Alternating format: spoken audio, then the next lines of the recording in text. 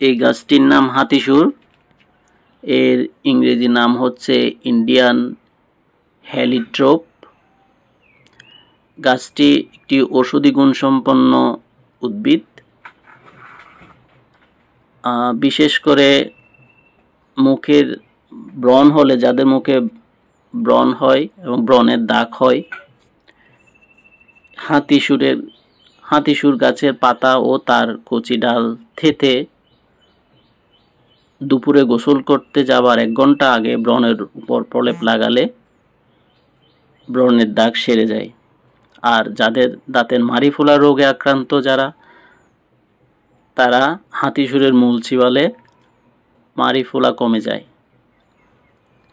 Eczema থেকে মুক্তি পেতে হাতিসুর গাছের পাতা থেতলে আক্রান্ত স্থানে দিলে কিছুদিন ব্যবহারে একজিমা অবশ্যই সেরে যাবে।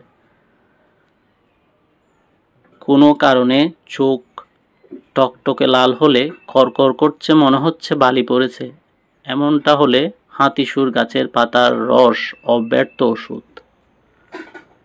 আঘাতজনিত ফোলায় পাতা বেটে অল্প গরম করে লাগালে ফোলা এবং ব্যথা কমে যায়।